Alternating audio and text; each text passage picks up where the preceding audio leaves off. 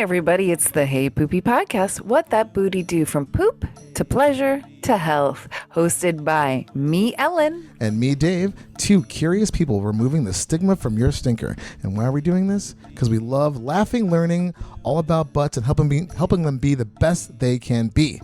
And on today's episode, we have, porn royalty legend, Brittany Andrews. She was the first person to record a video of her pegging someone, which, that should win some kind of award. Lifetime achievement. She did win an award recently for Best Dominatrix, and she is over 25 years in porn. Jenna Jameson got her into porn. That's how much of a legend she is. She is just an amazing woman who was talking everything buttholes to us. Oh, yeah. She broke it down. She's like an independent producer, director, woman powerhouse, I guess. Yeah, she's a renaissance she does everything. Entrepreneur of everything. Yeah, yes. I loved this woman. She also has zero fucks. Yeah. She told us everything. She has no problem. Even told us about her butt implants that are brand new. And the breakdown on how a butt, which I'm so surprised in however many episodes we've done this show, we have never even talked to somebody about butt implants before. It was crazy. Just the science behind it, like how hers is like a little different than they normally do it. It was pretty incredible, which you'll find out in clips like this. One of my favorite, Brittany Andrews trademark moves is to put the guy on his back, right? Because quite often we all think doggy style, put him on their knees, right? And that's it's a good position, but it's not the final position. The final position, I always feel the guy should be on his back, and then you've got your penis like that, right? And then you've got your hand jerking off the penis, and I got big kind of saggy titties. I can actually even put the cock in between my tits while I'm fucking. And then you can see the guy have a penile and prostate orgasm both at the same time, which is absolute euphoria.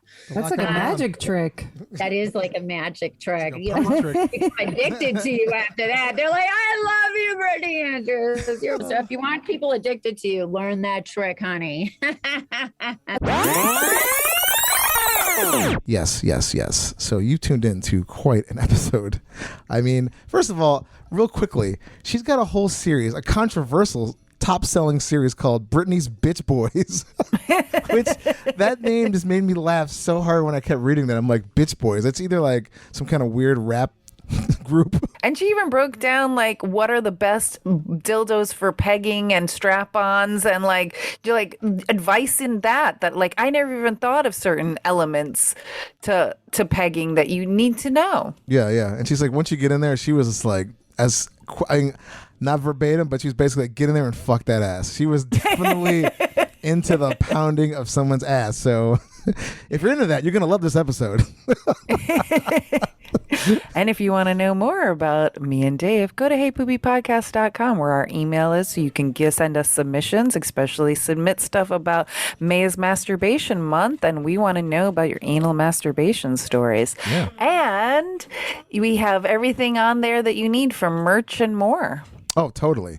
Also, if you like being pounded by somebody, you like getting pegged, please let us know, because we love to talk about it on our show. We'd love to interview you and just dig deep into what's this all about. I like how you said dig deep. Yeah, dig deep, mining. There's a lot of puns in there, but yeah. Digging for sure. Well, on to Have you ever let one rip and there was a little extra in your pants? Oh, no. And you only had a sock to help you clean up your mess? Well, introducing the Original Shark Kit, an all-in-one poopy pants-saving first aid kit for the shits. This kit comes with a fresh pair of underwear, stain remover, sanitizing and butt wipes, anti-diarrhea tablets, a bag for disposal, plus an extra sock. Don't be caught behind the dumpster cleaning up your mess without the Original Shark Kit. And for all those Hey Poopy podcast listeners, you get 10% off this butt-saving pack with promo code HeyPoopy. Go to originalsharkkit.com. Not just a gag gift, but a pants-saving must-have. That's originalsharkkit.com. Stay away from a stinky situation. Hey Poopy, how you doing? Hey Poopy, man, I'm just, trying to find a place with like-minded people to talk about like-minded things about me, about poop and stuff. Hey, Poopy, how you doing? Hey, Poopy, how you doing? Oh man, what's this right here? Is this a podcast about poop? Yes, it is a podcast about poop. And buttholes and so much more. Yes. Hey, everybody, it's the Hey Poopy podcast with Dave. and Ellen. And this is episode 166, but it will always be number 2 to us. Again, episode 166. And we have a very special guest today, the incredible legend herself, Brittany Andrews. Yes. Thank you, Brittany, so much for being here with us. Hey, thank you guys for having me. I'm excited to be on the Poopy podcast. Awesome. Yay! We're very excited to have you. So thanks again. Yes. Cool. And before, Brittany, we go into who you are and what you do, we'd like to know about your poo. How have you been pooping recently? Well, I'm definitely like a skinny bitch, and I got used to calling myself a skinny bitch from Victoria Beckham's diet books way back in the day. And as a skinny bitch, I don't really eat like a lot. And most other skinny bitch models that I know, we kind of live on candy. Like when I was younger, I lived on candy. Yeah, when I was younger, I lived on candy and wine. That's what you do like in your 20s and like till your mid 30s. And then you're like, yo, bitch, this ain't working anymore. So then, I had to get rid of the wine, but I still live on candy. So I'm not I've never been a very good pooper per se. So I do now drink coffee, which helps. That like helps me stay more regular. But in general, like I had a colonic once, and like it took me like almost 3 colonics to get to the poop. Wow. I've always been, if anybody doesn't know who I am, know what I am, I'm a porn star. So, but it's always been really good for doing anal, because I don't really need, like, there's a lot of other porn stars that have to do, like, especially the men, like days of preparation to like clean their pipes out so they don't get any poopy on the stick. And I can kind of just jump right into an anal scene usually, and I'm pretty spanking clean and darn good. Wow. Just a couple gummy bears might pop out or something. Exactly, right? Gummy worms. How did you know I love the gummy bears? I feel like every candy addict I know, it's all gummies. It's not chocolate. I've got chocolate in my world too, but I have 3 like family size bags of gummy bears. 1 in my office, 1 in the kitchen, and 1 in my bedroom. Wow. Oh, you're prepared. Yeah. Bitch lives on gummy bears. Okay. So it's an important part of my diet to staying a skinny bitch. Okay. Very cool. Very cool. I have not been, I've gone to the bathroom twice today. Oh, I thought you were about to say you've been constipated. I was like, oh, no, stop no. I'm the not presses. I never get constipated. I mean, I know. Hasn't happened in a long time, but I've only gone twice today, but I'm having not really quality ones because I'm on this, like, I have a crazy inflammation in my hips. So I'm on this like medication to like deal with it. And I think that's what's like causing it, like just, just like. So is my question is 2 more or less than what you normally have by today? And what side of the country are you on? Are you East Coast or West Coast? East Coast. And I go 2 to 3 times a day. Okay. Usually. So this is like in my wheelhouse, but it's not like they're not quality dumps. They're not quality. Are they more liquidy? There's kind of, they're like really loose. But I think again, it's from the painkillers and the medication. I'm so happy that I'm really used to talking about, like, I'm used to dealing with poop, being the pioneer of pegging. So, yeah. Otherwise, I think my stomach might start turning right about now. Yeah. I mean, this is up in your wheelhouse, so you're good to go. Brittany, you signed up for this. Yeah, I did, and I thought it was hilarious, and I like to consider myself to be somebody with a good sense of humor. So yeah, I'm all for it. Awesome. Well, we're gonna definitely get more of that. You're being really serious about your poops right now. So I mean, it's not like I'm not trying to make fun. You can. It is a silly thing to think about, just talking about our shits all the time. But that's what's going on in my life, Ellen. Okay, what's going on in yours, girlfriend? How's your pooping going on today? I made today a massive, just one poop, but it was a lot. I was so surprised it just kept coming out of me. I feel like everything I ate yesterday just like it was like so full, the toilet. It was totally a messy Nessie, like past the water line, but it was a Bristol 4.5, 5. There was a little more loose in the caboose, but I could not believe how much came out of me. But yesterday I went to visit my dad, and always like traveling, and my dad's in a care facility, always traveling and visiting him. Like I have to kind of plan, what am I going to do for lunch? I can't eat lunch with him because the care facility won't let non-residents eat in the cafeteria that he's at because of COVID. And so I brought this like lentil soup that I just could like microwave and eat really quickly in his room.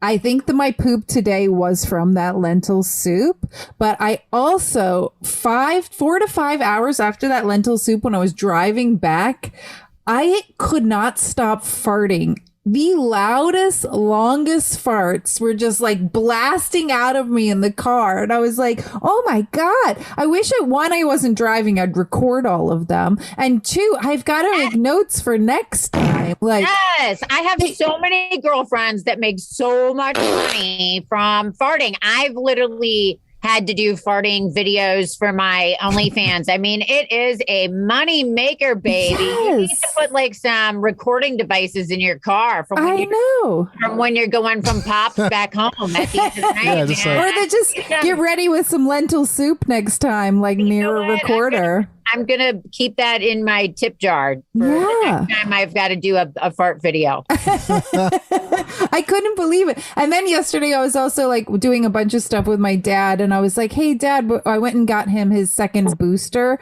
And I was like, before we go to CVS to get you your booster, let me pee really quick. And I go into his bathroom to pee. And it was one of those moments where I just thought it was pee, but then poop kept coming out of me. And I was like, and then when I got out of the bathroom, thank God my dad thinks potty humor is the funniest stuff in the world. And I was like, Dad, I'm sorry it took me so long. I could not stop pooping. And he's like, oh, that's good. Oh my God. That's hilarious. So it's been a very busy 24 plus hours for me and my bowels the past 2 days. Woo. I cannot say the same. I've been pretty insignificant. I think I had a couple of pebbles. Oh, all that candy. Yeah, just candy. And candy and coffee. Candy, coffee. I had some cake last night too. Some cake. Ooh, cake is good. Yes, it is. We love cake. I'm addicted to cake.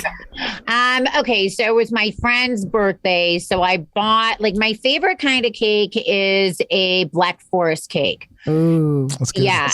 And so it was like a Boston cream Black Forest cake. So it had pudding in it?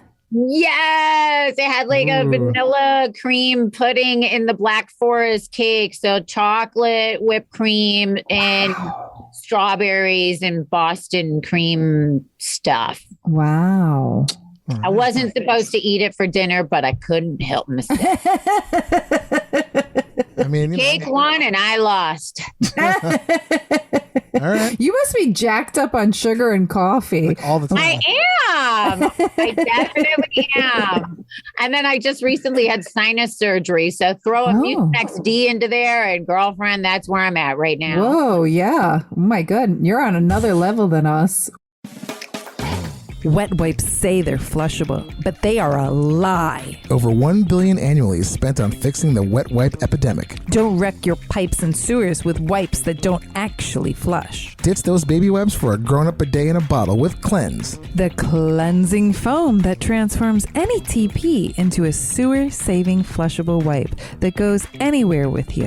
99% plant-based, free of toxins, soothing on the skin. It's a foam that makes 150 wipes in one small bottle. Visit cleanse.com. That's QLEANSE.com and get 15% off with promo code HeyPoopy. That's Cleanse with a Q. Visit cleanse.com. And remember, wipe clean and rethink your hygiene.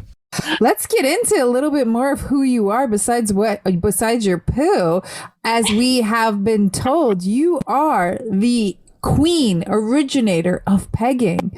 So, Brittany, tell us more about yourself with the pegging and the porn and the DJing and everything else that you do. I like to consider myself to be a Jill of all trades, and mistress of a few, i.e., I just won Dominatrix of the Year this year. And I'm up right now at the XBiz Awards for favorite fetish clip artist of the year. Amazing. So, but yeah, I've been in the business in the adult entertainment industry for 31 years. I got in 1991, October of 1991. And yeah, old bitch up in the You don't look it. Right? Wow. Thank you, boo. Thank God for Photoshop and plastic surgery. And so I've been in the business for freaking ever. And how in the heck did I get the title of pioneer of pegging? Well, back in the day, there were not a lot of female producer directors. Now everybody's just called a content creator. But back then you were called a producer and you were called a director. I had a 5,000 square foot studio downtown LA that I rented out for photo and film. I had it for 13 years and I produced and directed a lot of different films. And I had a lot of websites back then, starting in like 1999, I started my website company. But there were very, very few directors. And then there were even less director producers back then that were female. So I kind of have always been with like man ass, kind of like ET phone home, like that. Like I want to put my face in that ass and just smother my face in that ass. Like I just love man ass. Like I can eat ass better than any gay man. Like bring it on, bitch. Right? Yes. So yeah, exactly. Right. But back then, pretty much all of the distribution was done by Italian mafia on the East Coast. And I'm not saying this in a derogatory way. I am saying it the way that it was said back in 1995. I brought, this female to male strap-on series because it was before the word pegging existed and it was before femdom existed. And they said, that is faggot shit. I can't we can't distribute this, right? And I'm like, it's not gay content. It's made for... Well, back then, I just thought it was for women. I didn't even really think about like men being into it because I was kind of ahead of my time with the whole concept. So You completely were. Yeah. And I mean, I know that there was tons of dominatrixes that were doing female to male strap on in dungeons at that time. But when it came to shooting it on camera and distributing it as, films, it was very minimal anybody that really did that because then they would have to do distribution as well. So I was producing, directing, and distributing on VHS in 1995, what was to then be called, which I still do the series to this day, called Brittany's Bitch Boys.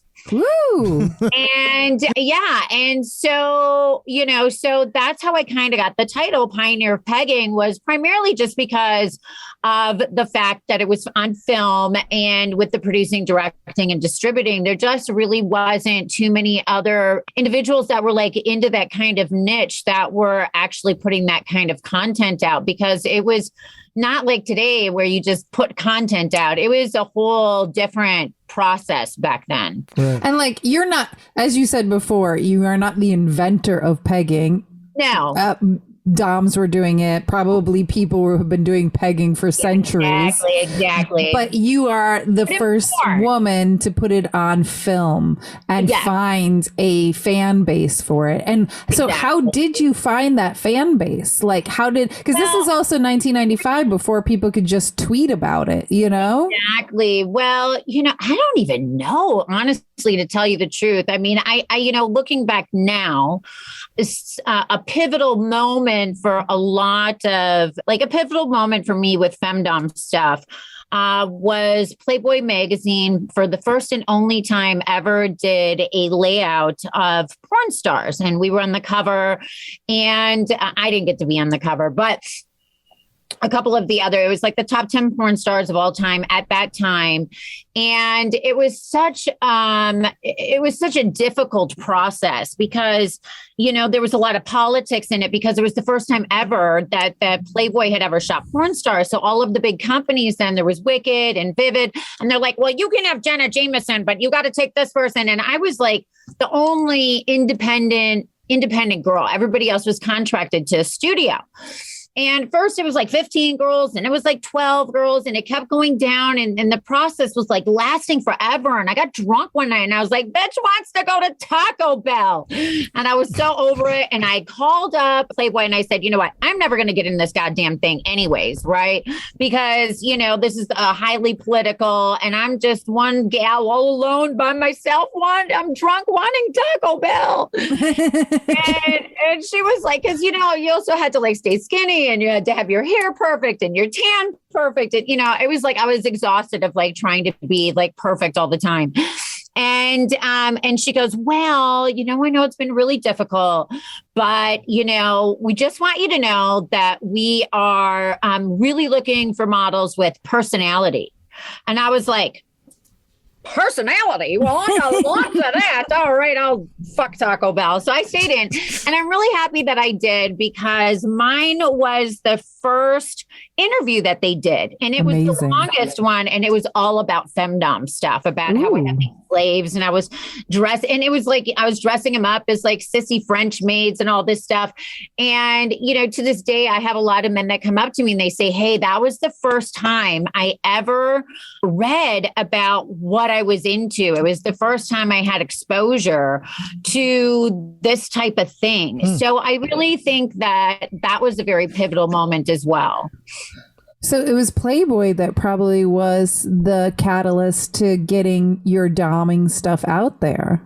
Yeah, and I think, you know, which is a huge catalyst in the 90s. I think FetLife may have existed back then as well, and maybe just the fact that I didn't have a lot of competition, that probably helped as well. Yeah, you know, and I mean, I was also, you know, back then it's like porn stars were porn stars and people that did fetish. I mean, there's still a little bit of that still to this day. And I've always been very crossover between porn and fetish. It's been like a huge part of my career from the beginning. So, you know, I think that I also had all of the PR and press stuff from being a porn star that I was able to utilize to promote like my passion projects, one might say. That's awesome. And your passion is pegging. I do love pegging, you know. I mean, obviously now I've been doing it a really long time. It doesn't hold the exact same value that it did, you know, freaking 30 years ago. But I still love, you know, giving a little push into the cushion. Yes, absolutely. Nice. Were you doing it a lot in your personal life too? I mean, and it spilled over or just... Yes. Oh my God. All right, honey child. You said you were hoping for a few stories. Well, here's one. Perfect. Let's put it this way, right? And this just happened like literally like a week ago. I'm producing and directing for Kink right now. And I forget what we were in that aisle for, but there's anyhow. So I was in Home Depot and I was walking through the lighting aisle looking for some lights. And I picked up this long fluorescent light tube. And I said to my friend, thank you, mother goddess, nobody ever got hurt. Because yes, at a very young age, you know, I was a total punk rock bitch. I had like a hot pink mohawk up to here. You know, I used to write like, fuck you on the side of my head and black lips. This is like 1983 in Milwaukee, Wisconsin, with my mother crying behind me going, you can be such a pretty girl, you know. And, you know, I was a little bit of a wild bitch. And, you know, and it was before I knew about dildos or anything like that. And then I would take, you know, extension cords because I had a water bed. I don't even know if people know what the fuck water beds are anymore. It's like been so long since they existed. Yeah. But I had a waterbed, and the waterbed had like drawers underneath, and on the drawers they had handles. So I would take extension cords and I would tie guys up, and I used to like go to Ace Hardware and make these punk rock like chain belts, and then I whip these guys, and I started shoving fluorescent light bulbs up their ass. Yeah, so that's, I'm not going to say what age I was, because then this whole story would be inappropriate, but I was in my youths. Yeah. So were these young boys that were being dommed by a punk rock lady of yourself, were they asking for stuff up their butts? Like what was No, they were not. And what's funny, right, is so I've been doing this forever, right? I've done 1 or 2 interviews before, and so I bumped into the guy that I did it with the first time on Facebook, right? And I said, oh my God, I've been telling this story, like so much I'm like, do you remember all that? He blocked me out. At first he said, you're not saying my name, are you? And I'm like, of course not, dude, right? And then he blocked me. Like I maybe I traumatized him. I don't know. He's like, sorry. I remember. He's like, I remember. Yeah. There was I don't want to talk about that anymore. There was no chance. Zero chance he didn't remember that. So I'm going to just go on a limb and say. Right, dude. But I didn't even put 2 and 2 together, but I am actually wearing my kink.com sweatshirt. And when you said kink, I was like, oh, shit. Yes, I just started producing and directing for them. I just shot my first 2 films for them last week. I'm going to be shooting another film for them this upcoming week. I'm working on resurrecting their Men in Pain series. So there definitely is a lot of pegging that's going on along with other pursuits of pain. Ooh. Wow. And so I've been doing it a long time, this whole thing. And you're just 10,000 hours in. Yeah. Yeah. And you're just behind the camera for these films? For the first 2, I was, but unfortunately, everybody always wants me to be in front of the camera a little bit as well. I can never seem to get away from it. Really, when I'm producing and directing, the last thing I want to do is have to think about my hair and my makeup and what I look like and perform, because there's so much other things that are going on behind the scenes. So it's a lot of hats to be wearing. It is, and I think when I was younger, it was easier. You would think maybe it would be the other way around, but I don't feel like it really is. I feel like it gets a little bit more difficult with age, probably because I just don't have the same kind of like energy as I did in my youth, and all of that stuff takes a lot of energy. So yeah, I'm pretty exhausted by the end of the night if I'm just producing, directing. So I'm kind of a little bit like, because we're also going to be shooting outside, because kink, of course, they used to be in San Francisco with that huge armory that they had that was like in the middle of San Francisco, like a couple of blocks long. It was like a United States government military armory before. And they recently just moved to Vegas, which is where I live. And they live like less than 20 minutes away from me. And they bought like a $25 million real estate, and they're gutting this whole house out, and they've got this huge, massive pools and tennis courts. And wow. And, I was retired from the business when kink was kind of at its glory. So I've got a lot of FOMO. Yeah, because all of my friends were like, kink this, kink that. I'm like, well, I didn't do anything with kink. And I'm like, all right, bitches, they're moving to my backyard. I'm putting my toe up in their butts, and I'm gonna participate. Even if I'm exhausted and it kills me, I just want to like be able to have that as part of my repertoire at one time in life. Yeah. Yeah. And it's so close. I mean, it's pretty easy decision. Yeah, exactly. So I was supposed to shoot there last Saturday, but Vegas has a lot of these like massive windstorms, and I just had my windstorm sinus surgery. I was like, we'll just reschedule. Yeah. And the talent was having issues with his butt. Not a good thing if you're going to be sticking stuff up there. The butt's going to be A-okay. You got to have that butt 100% ready. It was some accident with Nair. So. Ooh. So probably like a chemical burn. Yes, I think exactly that. So, Ooh, terrible. yeah. I was like, windstorm, chemical burns on the butt. We were having some production insurance issues. I was like, yeah, I think the universe is just saying reschedule, girlfriend. Yeah, completely. So, Brittany, do you have me and Dave and our listeners any tips about pegging? Yes, absolutely.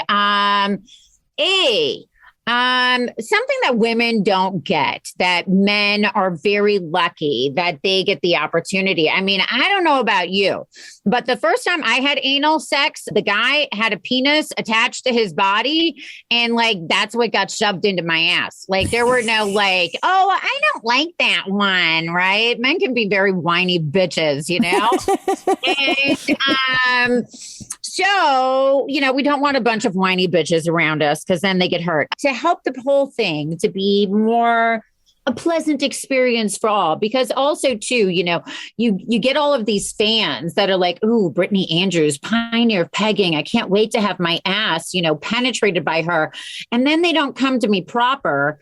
And then they just, you know, they make a fool out of themselves, you know, because they get very much humiliated on camera in front of everybody because they can't take my cock. So you don't want that to be you. You don't want to be humiliated unless that's your thing. I love humiliation myself, giving it. And so anywho, one of the best things to do, obviously, is to get yourself a butt plug set, right? They sell them on Amazon, and you start working the booty, you know? I get, as an old bitch that's white with big tits, I get booked for two kinds of scenes, right? And it has nothing to do with me. It just has to do with my type of older MILF, right? So I get booked with boys that look like they're freaking 10 years old, the twinks, right? And then I get booked with, you know, big, large, usually black men, right? You know, and I usually get booked. Same. I go to Florida, one 10-year-old and one big black cock. Not really 10, but you know what I'm saying, right? Yeah. They look like they're really young Twinkie boys. So one of them that had the really big, huge black cock was Brickzilla. Right? Ooh. Yeah. Brickzilla. What a name. Brickzilla. Yeah. You can Google that right now. Everybody take a moment. Go ahead and Google.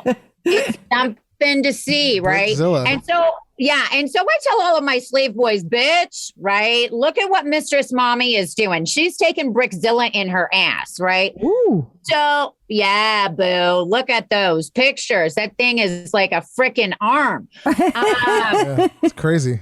Yeah. Oh my Lord. And it doesn't even look real. It doesn't look like it's even attached to him. I know, but it is really real, dude. And it really went into my ass. And what's crazy about that scene that I did with him is I didn't know it. I was his first anal scene. And so I go in to sit into I went to go sit into the makeup artist chair, right? And she goes, so what are you doing today? And I said, oh, I'm working with Brickzilla. I'm doing an anal scene. And she goes, He's like giving me that face, right? And she's like, oh, well, I didn't know that he did anal. And, you know, he works exclusively with this company. I'm like, how could you not know that he does anal? And she was like, I think you might be his first anal. And her eyes was just like, I don't know about that. Like, I'm out of here. She's like, have you Googled him? Holy Jesus. Amen, honey. Hallelujah. But so, you know, I get all these bitches that want to take my cock, right? And I'm like, okay, so it's a good idea to start with the butt plug set. But if you want to get really serious about having something large in your ass, which most men that get into this, you know, it becomes, you know, like a fetish and a fascination, and they want to become a bigger and bigger whore and take a bigger and bigger cock, right? So then you have to start really like using dildos with length. I mean, before I did that scene with Brickzilla, you know, I had a huge dildo because you can't just go by width. You also have to go by length. Most of the time, you only have to like worry about width. But once you start dealing with like women like myself and Carmen Riviera, other like, you know, well-known pegging princesses and queens, like, you know, there's some pretty large toys that are brought into the storyline. So But, in general, for the average, say, couple that wants to try it out, that's not going to be going to the porn star extreme. The main thing is obviously is yes, start off with the butt plug set. Throw one in at night. There's like different harnesses that you can purchase to keep it in through the evening. Throw the small one in at night and then slowly work your way up. And then, of course, for the female, the main thing is to have empathetic confidence. Yeah. Because I can't tell you how many men that I've seen before that they're like, oh, yeah, I've done this before. And it was miserable because the woman, I think, probably, was either one way or the other too much. Either just shove that bitch right in without like any kind of empathetic caring, or was too careful and it didn't have enough confidence to like pull the whole thing off. Right. So I think that like I'm known to be a mistress mommy. That's part of my brand. And so it's also known as the mommy dom. Right. So when I'm going to penetrate somebody's butt, I can pretty much assess relatively easy what can fit in and what can't. Right. So probably it's, I always say I have my Brittany Andrews strap-on starter kit. That's a smaller strap-on that I use for newbies. Start there. Use a lot of silicone lube. Silicone is better than a lot of other ones when it comes to anal. And, be careful putting it in. Sometimes do a little breathing exercises with the individual. If you're a woman and you're doing it to a guy for the first time and you've never had it done to yourself, you might want to try some anal on yourself to kind of understand the position that they are in. Of course, once again, another thing that men get that women never get, they just shove whatever is in there and be like, here, this is what I want. Right. But I know myself sometimes for anal, one of the best things is if it's like kind of overwhelming, you don't want to take it out. You want to stop and both of you do some meditative breathing together. Right. And keep it in. So they kind of, because the issue is that the anal muscles will contract. Right. And, right. And that's not what you want to be. You want to. Yeah. They like clench down where you need to open it up. Yes, exactly. Breathe it in. Right. So sometimes you just got to stop. But don't take it out and then let them breathe. And then they get used to it. But then, then fuck that ass, right? That's part of the fantasy. You don't want to be like coddling the guy for like the rest of the time that you're doing it. Like he wants to be treated like a whore. He wants to get fucked, So you start off as, the mommy dom, mistress mommy being kind, but then you fucking turn into the mistress and bitch, fuck that ass. Treat him like a whore, right? That's going to be a good experience. Yeah, that's going to be a good experience. One of my favorite, like Brittany Andrews trademark moves is to put the guy on his back, right? Because quite often we all think doggy style, put him on their knees, right? And that's it's a good position, but it's not the final position. The final position, I always feel the guy should be on his back. And then you've got your penis like that, right? And then you've got your hand jerking off the penis. And I got big kind of saggy titties. I can actually even put the cock in between my tits while I'm fucking them. And then you can see the guy have a penile and prostate orgasm both at the same time, which is absolute euphoria. That's like a magic trick. That is like a magic trick. Like addicted to you after that. They're like, I love you, Brittany Andrews. You're my goddess queen. I'm never leaving, So if you want people addicted to you, learn that trick, honey. A couple of questions. What toys are best with silicone lube? Because I know a lot of toys are better with water-based. So when it comes to strap-ons, is there a certain toy that's better for silicone lube if you're using that? I don't know that answer to that question. I'm the new Fleshlight spokesperson for their new Fleshlight Pro line. That's something I should ask them. Cool. Well, keep us posted. I'm actually, for my scene that I'm doing soon, I'm putting a fleshlight into the guy's ass of my pussy. Wow. And it with a strap on. So I'm going to be able meta. I know. So I'm going to be able to fuck my pussy in a guy's ass with somebody else's It's going penis. handle side in first. Wow. Is that like a first? Yeah, that's amazing. I don't know, right? I don't know. That would be You're still interesting if that was pioneering new things. I'm telling you. If you're not somebody that adapts and is very flexible with change, you're never going to be able to stay in a business a long time. So that's definitely one of the keys of longevity in any business is to be adaptive, especially to technology. Completely. Yeah. Technology or just coming up with great ideas to fuck your own pussy in someone else's asshole. Yes, exactly. That's amazing. You gotta be open to like new ideas. The Guinness Book of World Records, see if that's like a thing. Yeah, I'm sure it hasn't been. Talking about that, I did do the largest, most extravagant foot job gangbang ever. Whoa. And I did that way back in the day. It was this whole Cinderella theme. And recently, and there's like a Guinness World Book of Records for adult, right? Wow. Specifically for our industry. And somebody's been trying to take my crown away for that one. They've been trying to set up a new world's largest, most extravagant foot job gangbang. And I'm a little bummed. What's the number here we're talking about? What numbers we're looking at here? I think there was like probably around 150 guys that were at that foot job gangbang, and they had this whole Cinderella theme, right? And so the guys then like busted a nut in my glass slippers. And then I had this red carpet that I walked down at the end of it. I sloshed down it wearing my cum-filled glass slippers. Yeah. That's amazing. I got a story or two, I'm telling you. Yeah. You've got a lot more than two, darling. You got a book. You have a whole book ahead of you. Yeah, you do have a book. Series, honey. Many seasons. Cum Slippers. That's an awesome band name, actually. Cum Slippers. I like it, baby. And Brittany, to go back to pegging, is there any tips that you have for the women who are listening or anybody who wants to use a strap on somebody else? What is the best tip on your actual motion? Like, because men, I feel like before the motion, let's talk about the harness. Okay. Right? Yeah. There's many different kinds of harnesses that are out there. And personally, I'm not somebody that just does this on film. I've enjoyed a life of bending bitches over and taking their ass at any given time. One of the most humiliating things as a dominant woman is having to have help to put your cock on. Oh.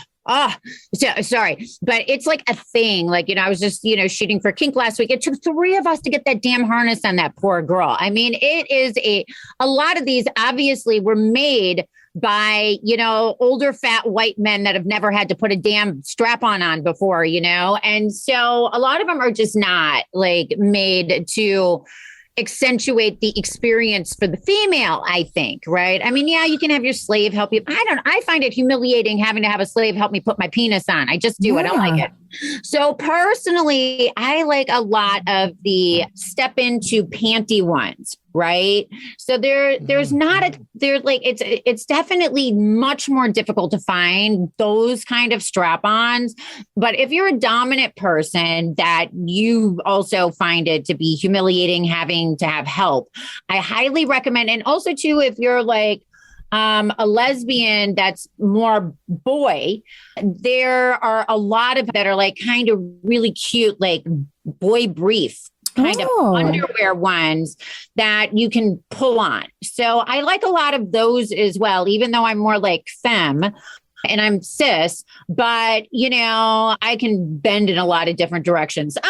But I really like those because once again, I don't need any help putting them on. And some of them are just like super comfy, but you can't put any big cocks in any of those. Unfortunately, the ones that the real ones with the super big ones, those actually, strangely enough, are not too bad. They just have the ones on the side here, but many of them have the ones that go all the way around your butt and then underneath here. Right. And then almost like a jock strap. Well, it's like putting on a fucking parachute to go skydiving. Yeah. It's like, it is like a weird know? harness. It's like a whole device. Dude, I'm looking to fucking fuck some ass. I'm not looking to jump off a cliff and, Jesus Christ. I really hate I feel like you need to find a company that helps you make the Brittany Andrews harness. So many. I've got like prototypes. I've got designs, logo. I've been wanting to do my own harness for so long. You have no idea. It's been like in the cards, but yeah. So I've talked to like Fleshlight about it. Maybe they might be interested. I don't know, but I really would like to do harnesses because overall, I just feel like a lot of the market of the harness, and then you've got the vaculock, right? So then the vaculock has got this hard piece of plastic that it kind of comes out, and then you put the dick on it, right? The problem with that is the next day, this area of the front of your, what is that called? The pelvic bone or the the pelvic bone. Pelvic bone is bruised. I mean, it hurts so bad. I mean, that's awful. I guess if you're like a little bit of a girl that just kind of does that, but I get up in there and I fuck a bit, right? So that my whole thing will be bruised if I do the vaculock ones. Oh. So I don't like the vaculock ones. So that brings us to the next aspect of a strap-on, right? You don't want a saggy dick. I already got saggy tits. I don't need a saggy dick. But a lot of times you're going to have a saggy dick, right? So you really want to make sure that the penis works with the strap on, the actual harness that you bought.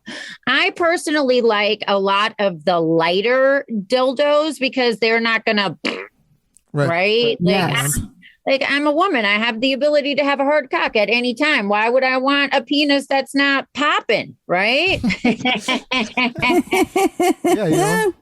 So, but yeah, I'm telling you, got to come correct. So you'll find a lot of times that's like one of your biggest issues is that your penis, you'll have a saggy penis because the actual strap on doesn't have the strength to hold it up. Wow. So I don't like a lot of like the vaculock. I prefer to go the opposite direction and actually get a lighter penis instead of having to put the hard plastic on my pubic bone. Oh, very interesting. A lot of professional tips here, people. So I hope you're taking notes. I'm telling you. And then of course there, on each one of the harnesses, there's the actual hole and then there's the ring. Right? Not all of them have the ring, but some of them have got the ring and you can exchange the rubber rings that come with a lot of them to like a stainless steel, chrome ring. And that will also help leverage the penis so you don't have a saggy dick. So metal's better. Yeah, I would recommend like getting some even cock rings. A lot of times the stainless steel cock rings you can put into it and that will fit it so that the strap on has a better, it doesn't get the droopy penis. Sounds good for fake dicks. I saw a whole thing on Instagram recently where stainless steel and titanium cock rings are really bad because guys are getting them stuck and going to the emergency room, and the thing that cuts it off, it just won't get through titanium. So they have to ask the fire department to get like these basically like diamond cutters. Is it going inside of the girl, like coming off the dick and going inside the female? No. It gets stuck on these guys' dicks. Oh, yeah. There was an FX show called with Dennis Leary. And there was a scene with that exact same thing happen. The cock ring. When he's the firefighter show? Yeah. Yeah. A friend of ours is married to this guy Daniel, who's the actor that was playing this guy. I forgot his name in the maybe Franco or something like that. But it was hilarious. The scene, I mean, in real life is not hilarious, but the scene was just crazy. They had like a giant sparks and stuff. He's just like screaming. It's like, well, come off. Yeah, it reminds me. I just told the story yesterday of when I used to have my clitoris pierced. And at one point the ball in the piercing came loose. And I was in the middle of a marathon sex session and the guy just pushed instead of putting the ball back in, we couldn't find it. He just pushed it together and I was on a flight from LA to San Francisco and my clitoris got stuck in the middle. of that. And it was one of, when I'm in the airplane bathroom trying to open it up, and you can't open those things up. And I had to go through getting my luggage, checking into the hotel. And then there was like this huge black guy again, huge black guy, dude. That was like the guy that was helping me with my luggage. And thank God it was before the Me Too movement, right? Because I said to him, I dropped my pants and I was like, help me right now. Like I yelled at him and he's like, but you know, got my fucking cunt like in his face. He does not know me at all. And I'm like, get a wrench, get whatever you have to get and get it off of me. Oh my God. He's like, yeah, that was definitely not a normal day for him. That was like probably. No, I am sure that has never happened before. No. That's a rare event in life. And then, of course, I had to say, yeah, don't worry about it. I'm a porn star. It's cool. Yeah, it's actually, he should be paying you for that. That story is like, he's telling that story for the rest of his life. I mean, so am I. So am I. We are both sharing that one, man. Experience. Because my friend was like, yeah, you need to pierce your pussy again. And I was like, we were texting and I was like, no, dude, no, I don't. You're like, I'm like, I got a story to tell you. And it's not something I can do on text. Like, I got to like tell you this story. And I'm like, yeah, no, that's not happening again, dude. Nope. Oof. That is, I'm just almost speechless because that pain must have been just awful. Yeah. Dude, I had tears rolling down my face in that airport and the airplane bathroom, man. I was dying, dude. I mean, the clitoris is like probably the most sensitive aspect of any part of any human that exists on the planet. It's just fuck. You gotta be kidding me. Yeah. I don't have one. That sounds painful as fuck. So Jesus Christ. Brittany, do you have any other tips for us, especially when it comes to cleaning out for an anal scene to you or to the guys that you're fucking in the ass? Do you have any tips for them? Well, as I said before, I'm not very full of poopy, so I don't have to do a lot. I do know that a lot of my male counterparts use a enema shower attachment. Yes, the shower shot. Yes. Yeah, exactly. So I know that that's quite helpful. Even when you were with Brickzilla, because he probably was going past the rectum and into the colon, like you just didn't have to worry about him.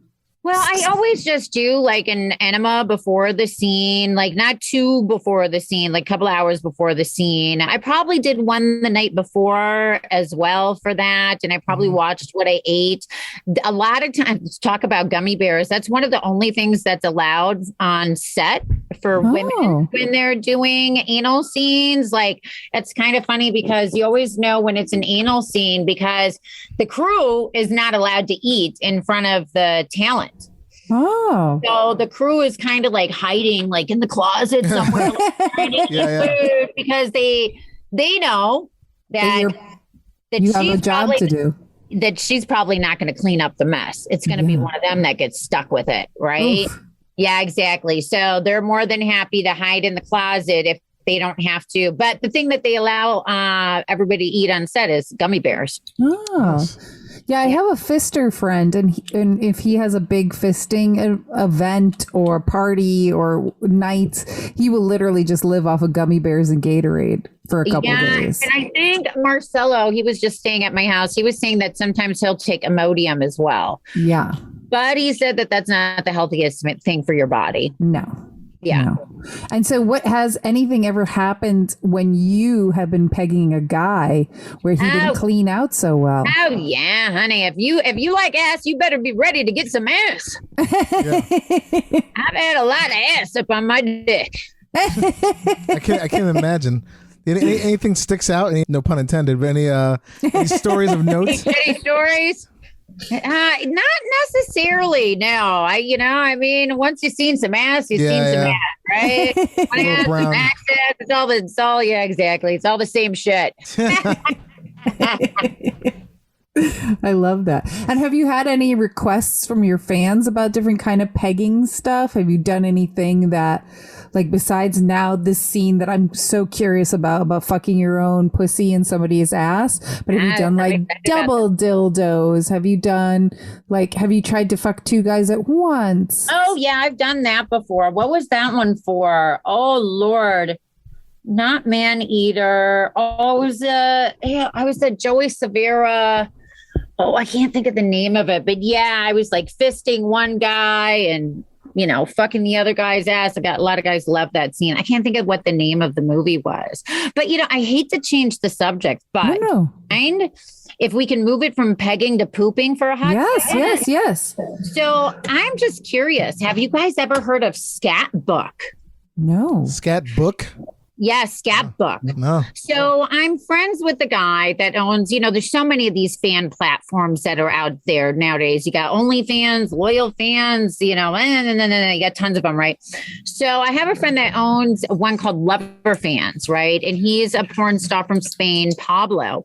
And he had me and my girlfriend start a Lover Fans account. And he said, well, you know, I also own Scatbook.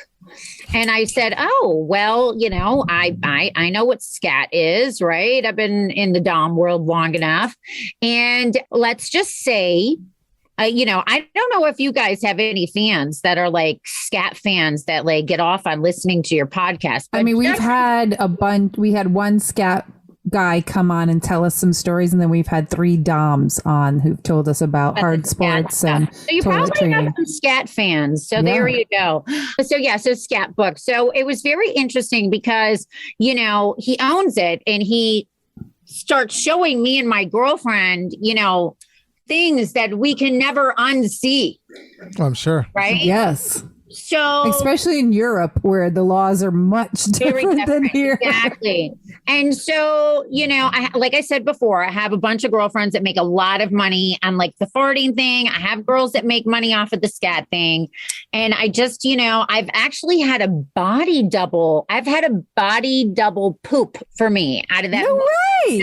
Wow. For the Man Eater film, right? So I was working with the lovely Miss Tara, Indiana. We were shooting this scene called Man Eater. And, you know, I'm more than happy to piss on somebody, but I've never pooped on anybody before.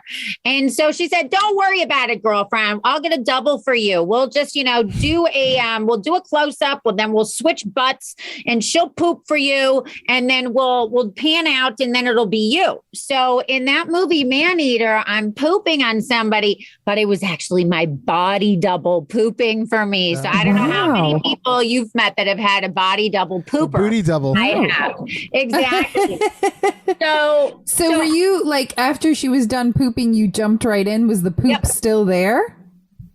I've blocked that out. I'm going to say yes. Remember, but yeah, I'm going to probably say yes too, but I really don't remember. And I'm kind of glad I don't.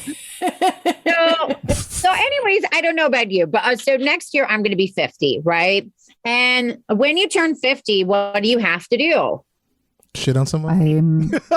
Do the stuff. Colonoscopies. Oh, yes. That comes with the 5-0, right? Yes. So, I was talking to my gynecologist and she said, you know what, I want you to start doing your a colonoscopy. And I said, well, I thought that colonoscopies were only for men. I didn't know that women could get butt cancer because I only thought of prostate cancer. And I'm like, women don't have prostate. So why would I need to do a colonoscopy? And now it's 45 and over. And we've actually had a bunch of women on this show who have had colorectal cancer. So yes, it does happen. Interesting. Okay.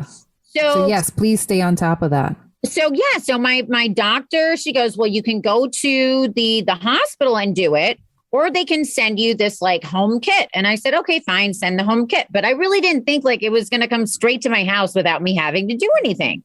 So it does. It comes straight to my house. I'm thinking, oh, is this something with COVID, like COVID testing or something? And I'm like, oh, shit, this is for my colonoscopy, right? And is it Cologuard where you poop in the box? It's like, yeah, it's like a little bucket, like a medical bucket or something, right? And so I have it like an adorable Asian houseboy, Ferdy, that stays at my place quite often. And he's like the baby daddy of my dog and my cat. Oh. And he works in the medical field. So he's perfectly fine with dealing with poop, right? Like more than I am. And so I said, well, there's this whole scat book thing, and I've got to like poop into this bucket.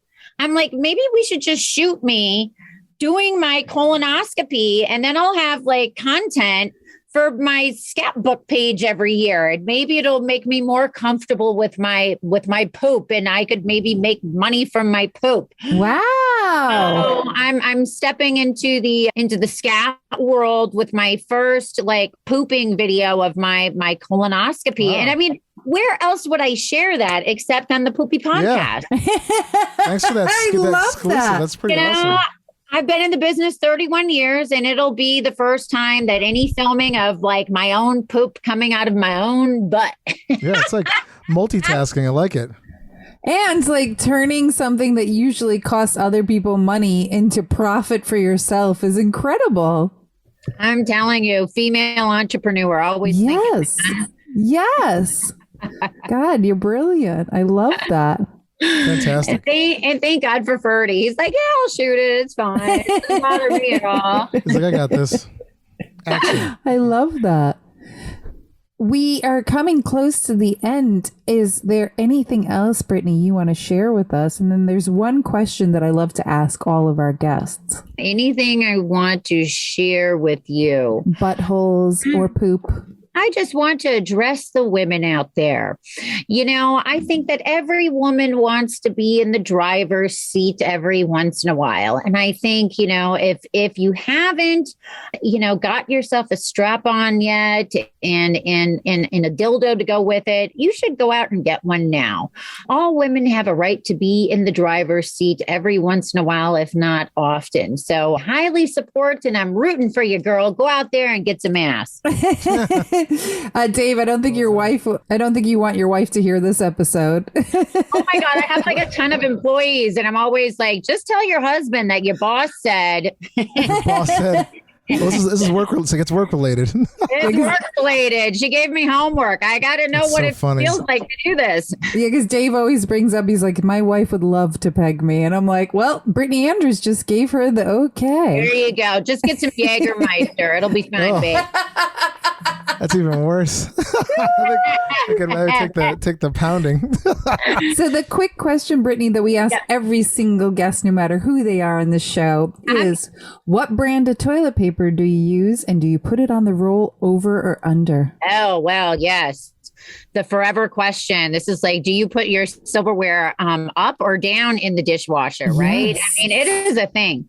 So as a woman that is single, that lives alone, I always put it under because I use a lot of toilet paper. And it's just like common sense that if I put it under, I'm not going to use as much. It kind of slows the amount of toilet paper that I consume. Yeah. And then I also have in my bathroom this older like metal thing that you put the extra rolls of toilet paper in.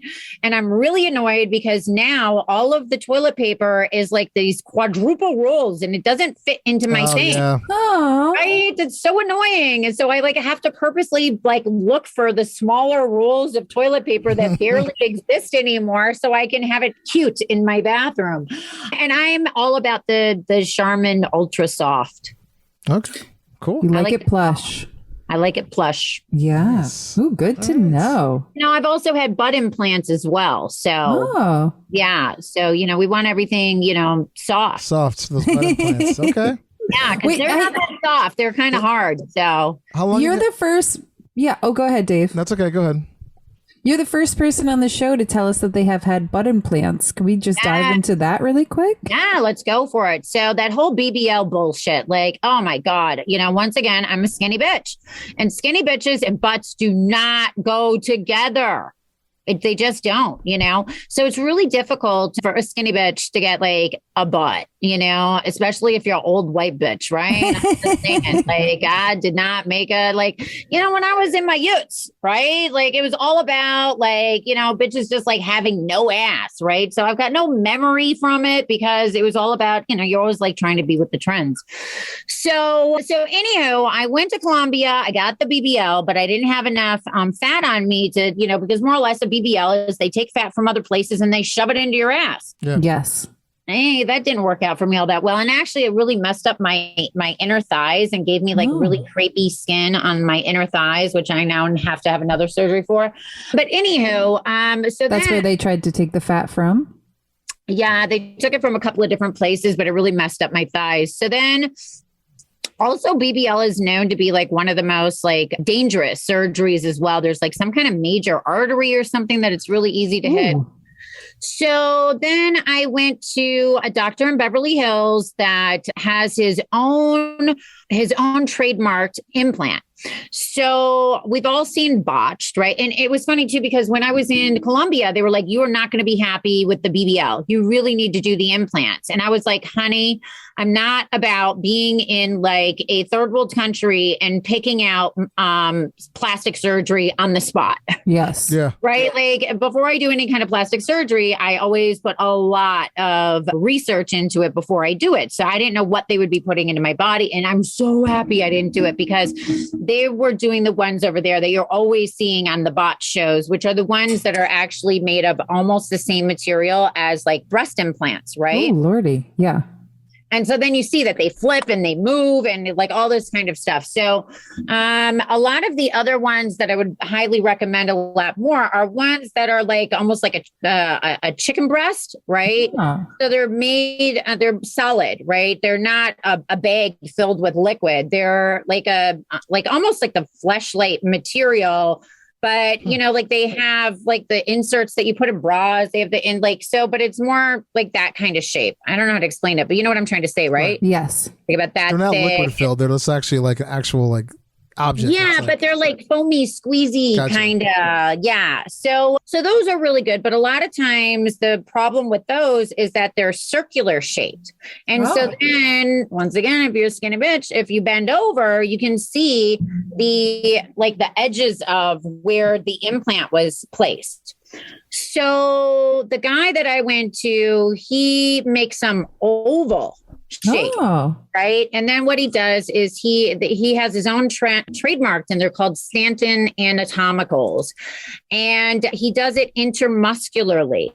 So he puts the bottom of the implant into your muscle so you can't see the edges, but then he puts the rest of it on top of your muscle so you get the protrusion. Gotcha. Oh. Yeah. Cool. So I'm actually really happy. I've never had a butt before. So it's kind of weird because it's like a new toy. And I'm like looking like how do you, I'm old white bitch. Yeah, How do I play that? I don't know how to play. I don't know how to play with my new toy, When did you get it done? When did you get it done again? I got it done in November of last. Oh, it's new. So it's pretty new.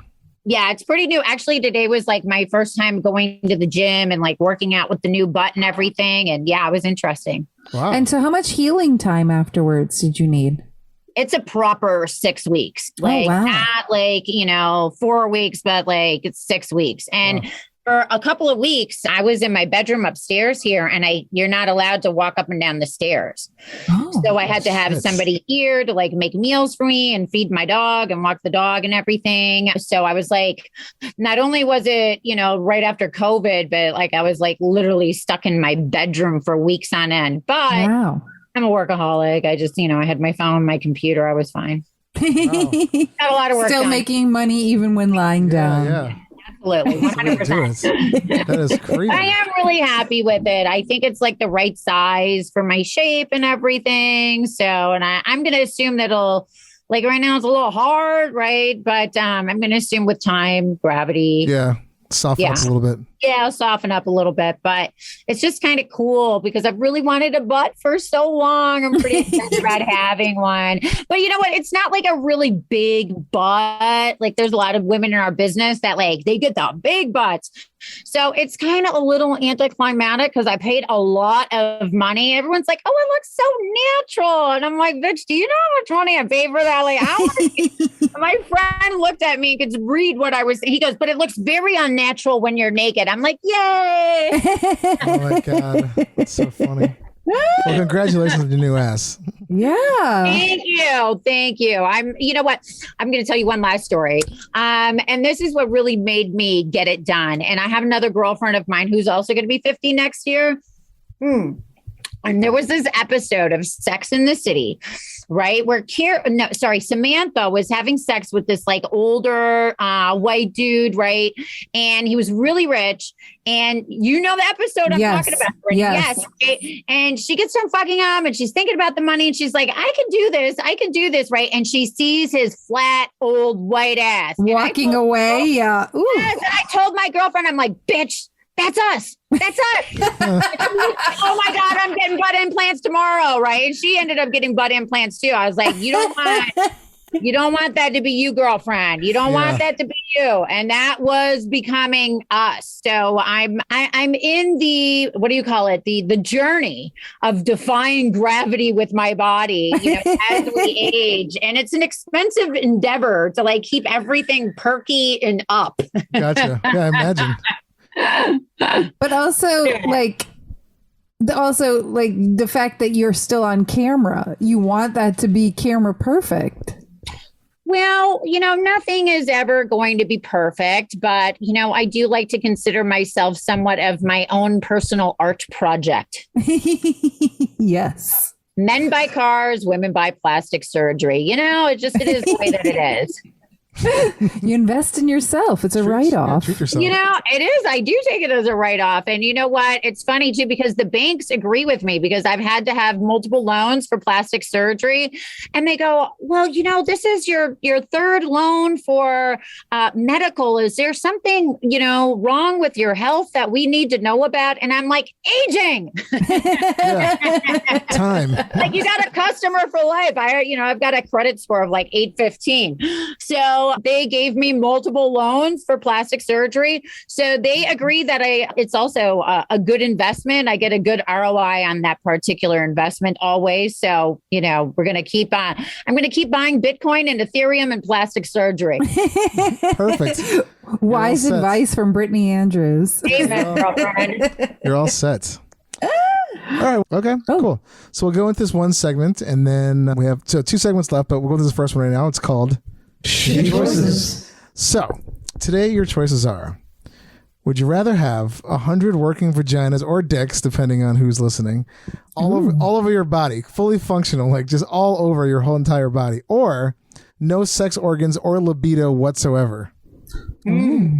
I have definitely gone through massive libido issues. I know it's hard to believe, but I've been on birth control since I've been 13 years old. And I quit having my period when I was like, obviously we can talk about bodily functions here. I quit having my period like at around 30. I quit taking, they have like the 1 week of the sugar pills. Yeah. I found out that women don't need to bleed. And I'm like, why would I then? I don't have to have the mood swings. I don't have to have the cramps. I was like, forget about it. This is the best thing. Yeah. And I really do believe that was one of the best things I ever did. However, I feel as though with age, it definitely did start affecting my libido. And then probably, just being a sex worker for so long, it's kind of like if you're a heroin addict, like, you have to keep on doing more and more and more. You can only go to like so much. And sex, just can get really fucking boring when it's your job, you know? If you're not like finding different ways to keep it like interesting. And sometimes, I just don't like have the motivation to like work that hard on my sexuality at that point in time in my life. So I've had years where I've had like zero libido, not masturbating, not getting laid, and you feel kind of dead inside. And I so much more like myself when I have my sexuality because I feel like it It's just part of like what drives me to like work hard. And you know what I'm saying? It's just like the healthy, balanced like aspect of like just enjoying life. Right. And without it, I really feel like I've been there for years and I really, I didn't like it because then you also start feeling like you're unattractive as well, you know, because you're not really interacting with the other, like you're just not having any kind of pheromone exchange with like other human beings. And you just, it's not good. So if I could have a dick or a pussy all over my body, which one would I choose? I think I would still like to be a woman, but with penises.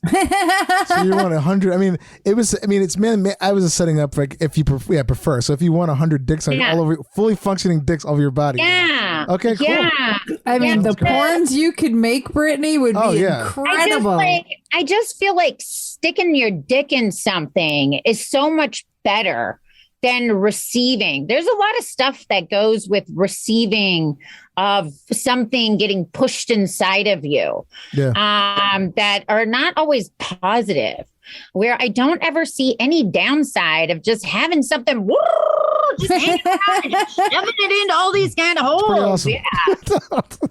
I'm telling you. I want to see that kink.com of you with 100 dicks all over you. I mean, that'd be incredible. All different sizes, fully functional. Yeah. So different colors, different sizes. Like the fleshlight's got the alien vagina. I want the alien penis. I want the whole 9 yards. I feel like you could do a gangbang, but the gangbang would all be you. Yeah, all that's those dicks. I don't know how everybody would fit on each one of them. You have to do it's in your shoulder, it's in your back, it's in your leg. It's all. Yeah, I'd have to do a little person gangbang. Yeah, which I was planning on doing one of those actually. Ooh, different story for a different time. Ooh, that's a fun one. What about you, Ellen? I would take also the 100 vaginas all over me because I feel like I could cash in on that. She's thinking about the money. Yeah. I mean, like, I'd probably be the only person alive with 100 working vaginas. Might as well get an OnlyFans and make some money off of my freak showness. There you go. What about you, dude? I'm probably going to go. Well, I've been thinking about this one. I like the idea. I mean, I think it's just funny the fact you have like 100 whatever vaginas or dicks all over your body. But then I was thinking about like clothing wise, like when you're not, making that money for the soon to be freak show that it will be. So I think I'm going to go with no sex organs and libido only so I can just have a life left of just painting and not thinking about getting laid all the time. Just like other projects that I want to do that I never get a chance to do. The amount of reading I can get done, the amount of just things that like I've been wanting to do forever. I think that would be a good time now. I mean, at the age I'm at now. I mean, if it was like 20, I'm going with all the dicks and everything. But right, exactly. So, you mind me asking how old you are? I'm 49, so I'm gonna be 50 in so you're the same as me. We're both. I'll be 49 in August, so you're turning the big 50 next year too. Then, hey, this year, October. Oh, this year. How the fuck did we get this old, man? It's so weird. You have kids? Time. No, I have a kid. No, I don't have a kid. You don't have any kids? No children. Well, with that, I have this little news story, and then at the end, after that, you can plug away whatever you'd like to tell people, like where they can find you. But first, we're gonna do a little news.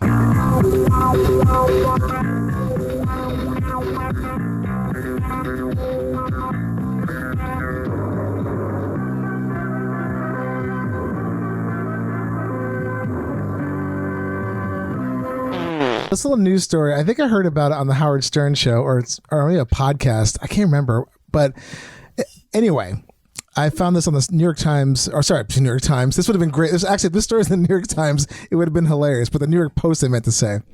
There was a Brazilian man who had to undergo emergency surgery after reportedly shoving a dumbbell up his ass. Oh, my God. Yes. An unidentified 54-year-old patient had gone to the hospital after failing to get rid of this 4.4-pound metal weight from his ass after my God. 2 days after inserting it. He went from, they said, like, the New York Post is the worst, but they have like, the funniest puns in here.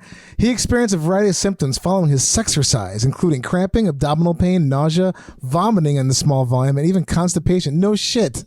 Oh my God. With a giant fucking, like, it's an 8-inch long dumbbell lodged into the intersection of his colon and rectum. Oh my goodness. And the doctors were like, what the hell's going on here? So basically, they kept calling it a bum bell, which is so stupid. The surgeons did have a difficult time getting it out. They tried using these like tweezers, I guess medical grade tweezers. That didn't come out. And then a doctor literally had to lube up his hand and go in there with his actual hand up the dude's ass to get it out.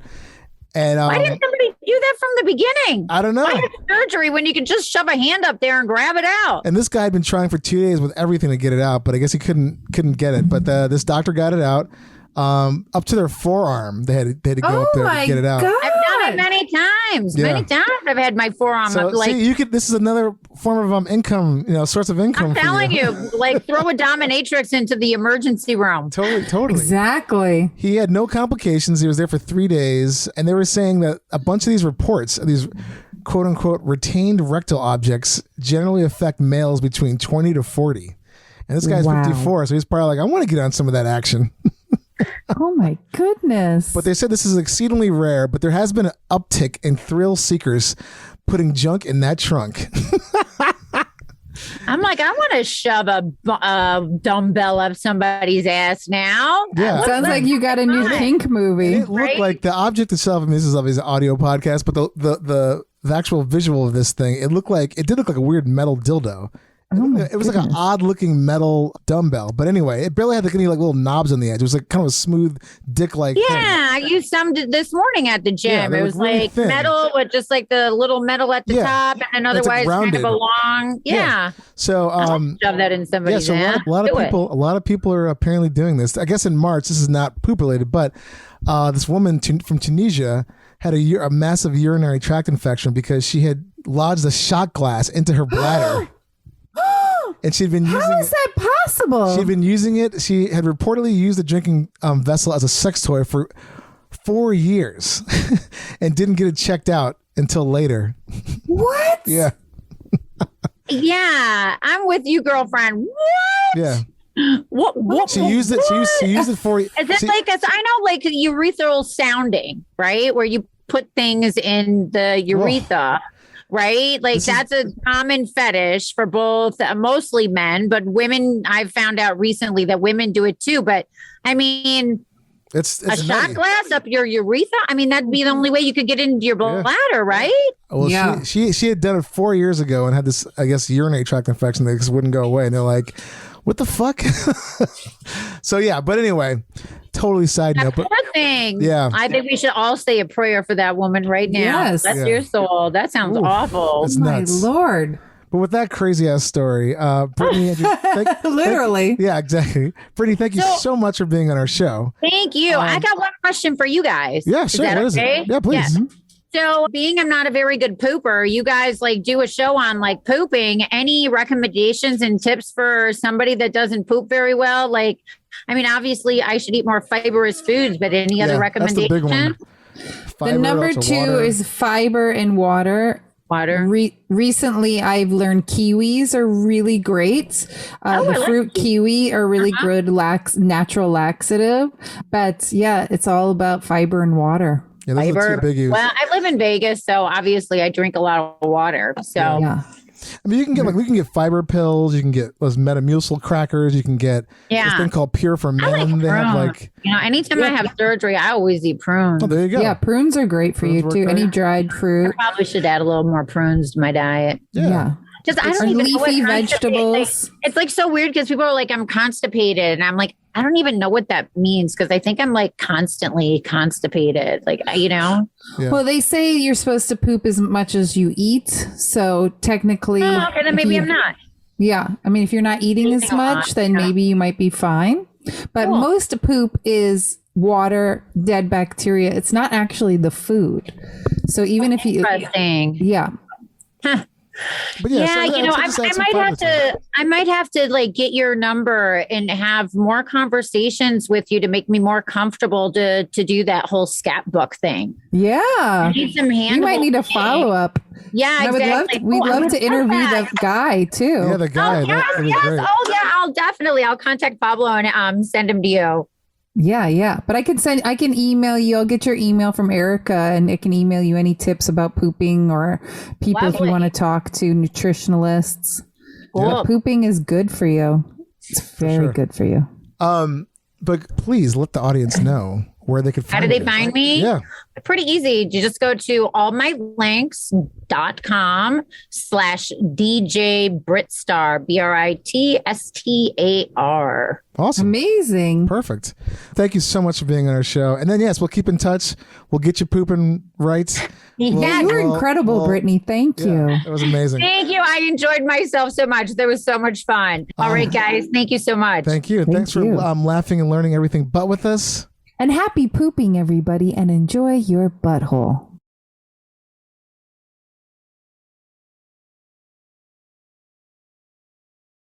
For more info, go to heypoopypodcast.com or email us at heypoopypodcast@gmail.com. You can send in show ideas, guest requests. Check us out on Twitter at heypoopy, Instagram at heypoopypodcast, TikTok, heypoopypodcast, and our awesome new Facebook fan page. Go check it out at heypoopypodcast. We're also on Discord at heypoopydumps, or you can contact us at our new awesome hotline, 203-998-5579. Hey Poopy Podcast is brought to you by Perfect for Entertainment. Produced by Dave and Ellen. Edited by Dave. Executive producer Stormy Leather. Theme song by Jordan Perlson. Hey Poopy!